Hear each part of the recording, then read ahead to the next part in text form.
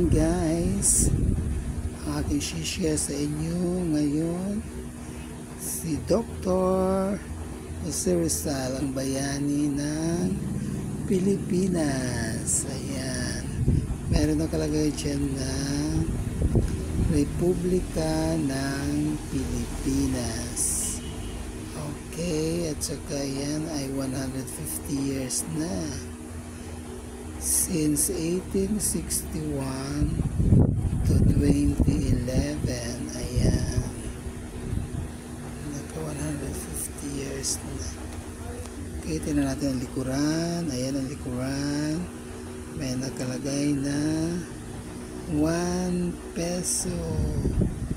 Ayan, tapos may nakalagay na Bangko Sentral ng Pilipinas. Saka meron siyang talagay na 2011.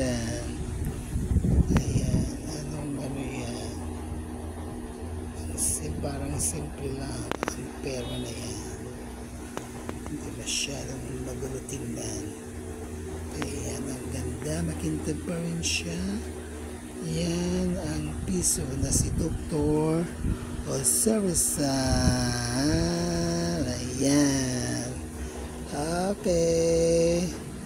Maraming salamat sa mga viewers, sa mga walang sawang sumusubaybay sa mga content ko. Maraming salamat sa inyo. Thank you mga viewers, subscribers, mga co-creators. Maraming salamat sa inyo. Okay, God bless.